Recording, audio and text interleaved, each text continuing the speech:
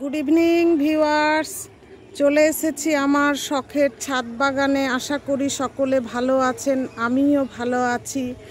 আজকে আমি যে জনপ্রিয় এবং অত্যন্ত সুগন্ধি ফুল গাছটির প্রতিস্থাপন ও পরিচর্যা আপনাদের সাথে শেয়ার করব, সেটি হচ্ছে জেসমিন বা জুঁই ফুল।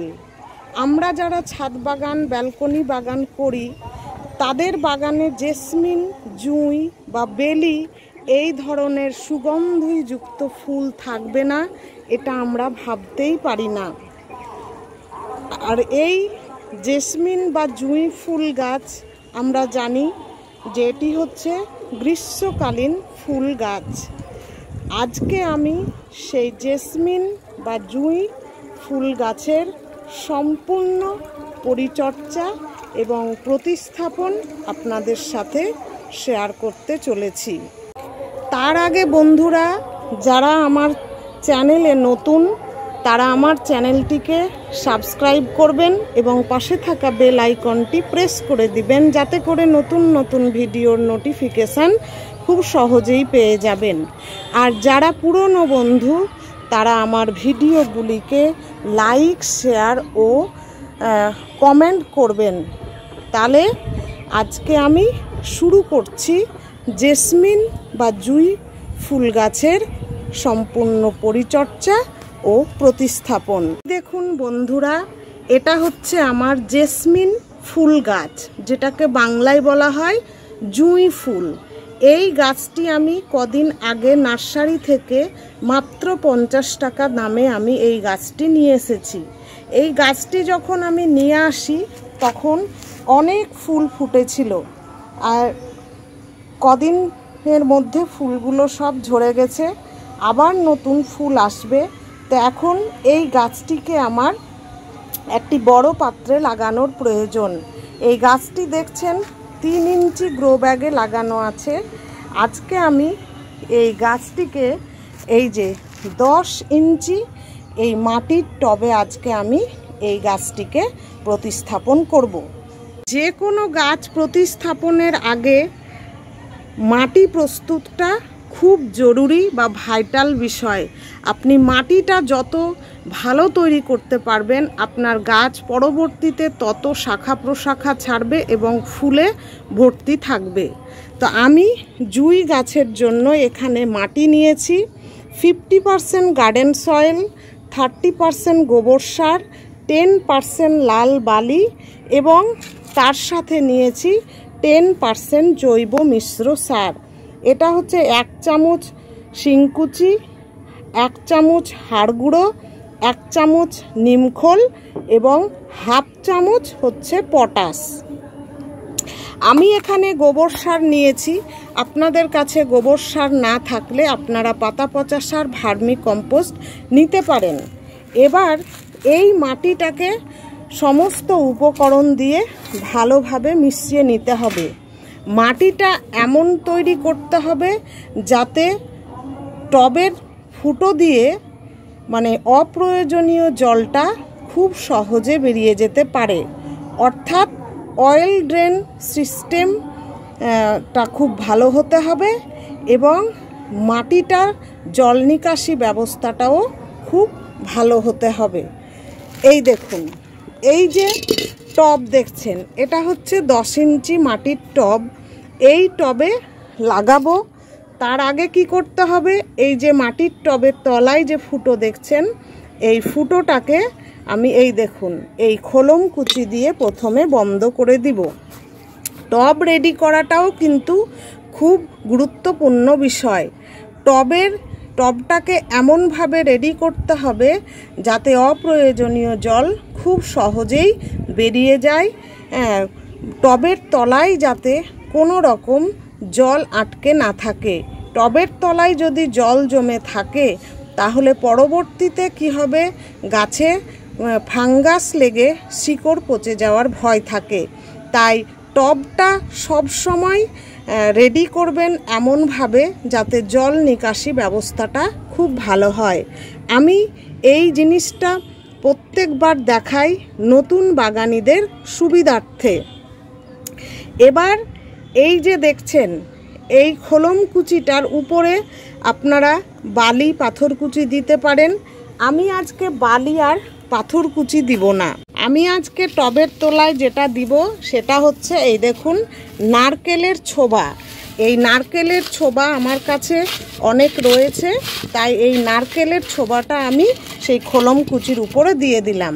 এতে কি হবে, এই যে জলটা সহজে বেরিয়ে যাবে এবং টবটাও হালকা থাকবে, আর পরবর্তীতে এটা পচে গিয়ে এক ধরনের সারে পরিণত হবে।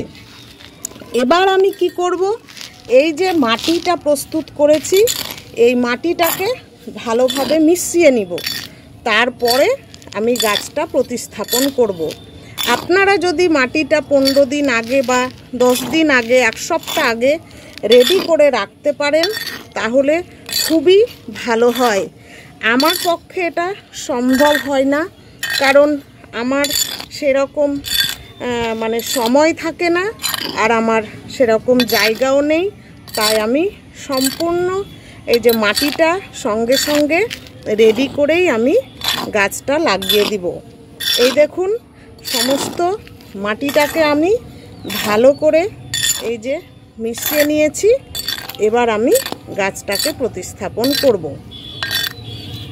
তার জন্য প্রথমে কি করব, এই যে গাছটাকে আমি গ্রো ব্যাগ থেকে বের করে নেব। এই দেখুন বন্ধুরা, আমি গাছটাকে গ্রো ব্যাগ থেকে বের করে নিয়েছি। এবার আমি কি করব, এই যে টবে প্রথমে এক লেয়ার মাটি দিয়ে দেব। মাটিটা ফুলকো হাতে দিবেন না, মাটিটা যখন দিবেন ভালো করে চেপে চেপে দিবেন, যাতে কোনো রকমের বাতাস টবের তলায় মানে মাটিতে না থাকে। বাতাস থাকলে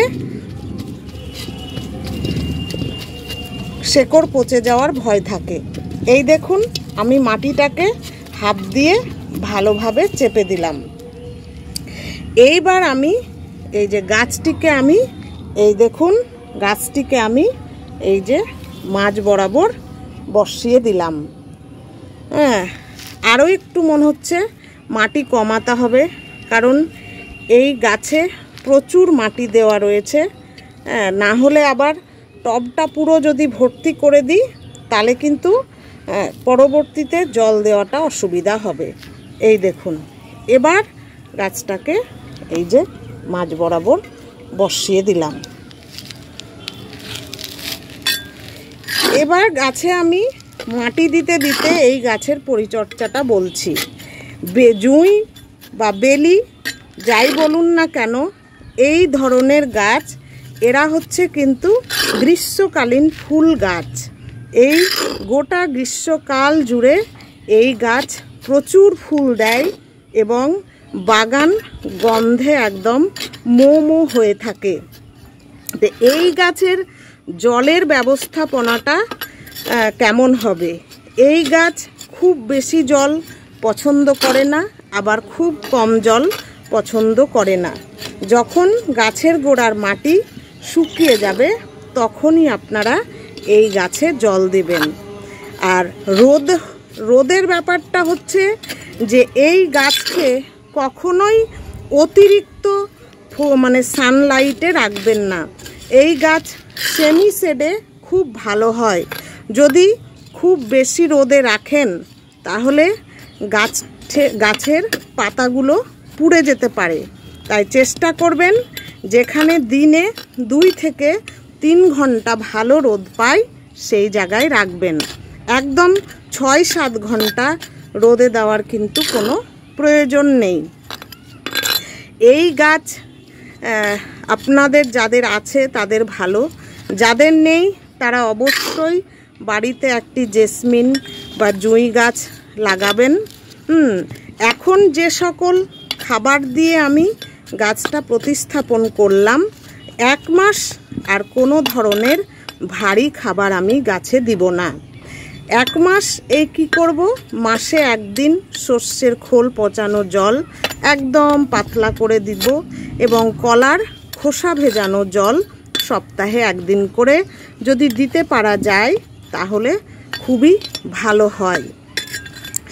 আর এই গাছের রোগ পোকামাকড় বলতে এই গাছে রোগ পোকামাকড় ভালোই দেখা দেয় বর্ষাকালে, যখন নতুন নতুন ছোট ছোট কচি পাতা আসে তখন এই গাছে জাব পোকা, লাদা পোকা, মিলিবাগ, তারপর মাইটস, এই ধরনের বিভিন্ন রকমের পোকামাকড়ের উপদ্রব দেখা দেয়। তাই কি করবেন, প্রতি সপ্তাহে অন্তত একবার নিম খোল দেওয়ার চেষ্টা করবেন। আর নিম খোলে যদি না মানে আপনার সমস্যার সমাধান হয় তাহলে সাফ, ব্যাভিস্টিন এই ধরনের যে ফাঙ্গিসাইডগুলো রয়েছে সেগুলো গাছে দিতে পারেন। আর লিকুইড খাবার হিসাবে আপনারা মাসে একবার মাইক্রোনিউট্রিয়েন্ট গাছের পাতায় স্প্রে করতে পারেন।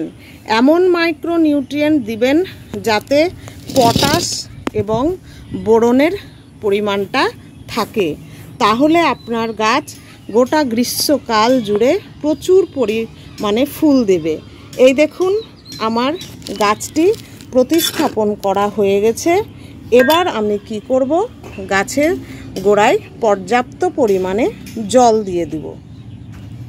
আজকে এমনভাবে জল দিতে হবে যাতে যতক্ষণ না টবের তলা দিয়ে জলটা বেরিয়ে যাচ্ছে ততক্ষণ গাছে জল দিতে হবে। তো এই ছিল আজকে জুঁই বা জেসমিন ফুল গাছের প্রতিস্থাপন এবং সম্পূর্ণ পরিচর্যা। আশা করি ভিডিওটা আপনাদের ভালো লেগেছে এবং অনেক উপকারে আসবে। আজকের মতো এখানেই শেষ করছি, দেখা হবে পরের ভিডিওতে। ধন্যবাদ।